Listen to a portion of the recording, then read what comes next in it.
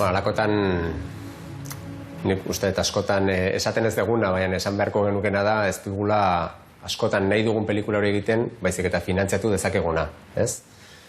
Eta azkenean aukerak hartzen dituzu. Nik banentorren bi urte ibili naiz pelikula proiektu bat aurrera atera nahian, eta ez da atera izan.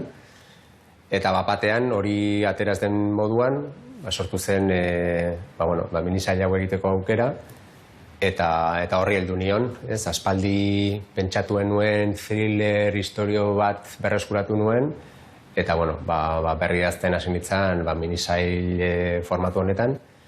Eta ez da izan erabaki ez pentsatu bat, ez hausnartu bat, ez aldaketa nahi bat, baizik eta lan aukera bati erantzunez egindakoa.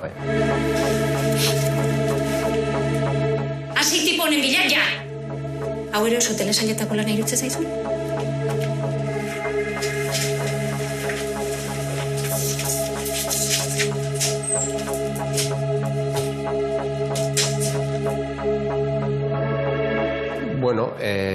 Ondarragoak izan da Vietnam txiki baten modukoa, ez? Urtebetean zerotik emititzera lau ataleko minisail bat egitea, egina dagoen moduan idazketa, lokalizazio prozesua, ekipoak sortzea, castingak, rodajea bera, gero hori ez, zapi, edo COVID-aren rollo guzti honekin, ez da erresa izan da erronkar bat nahi genuen eta erronka handia izan dugu.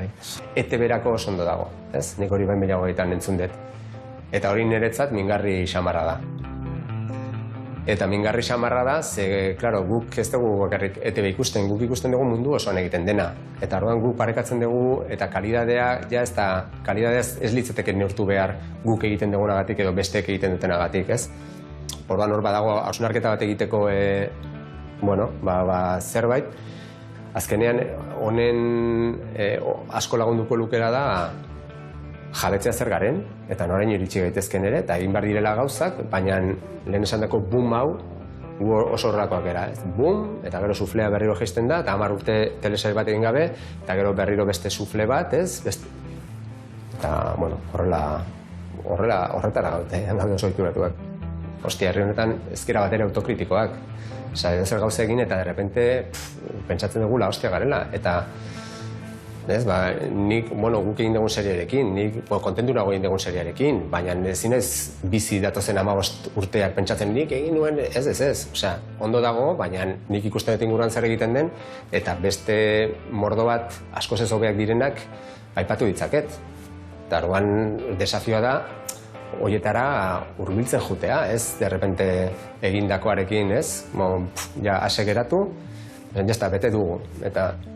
Gauza asko dira lantzeko, ez da bakarrik seri bat atera, eta junda dira, seri bat atera, eta nik uste eta postu horrek beste pausada bat behar duela, ez? Beste denboraldi bat, esate, menga, guazen poliki, eta horreterako dira, gero aeroportotik abioiak egan. Baina ere egongo dira denbora guztian konstrukzioan beste batzuk, eta beste batzuk lantzen urrengo egan egin dezaketen beste aparato batzuk, ez? Ez da bakarrikan ateratzea bat. Da benetan jartzea fikzioko jendea, euskararekiko esate, menga, hau da gura postua orain.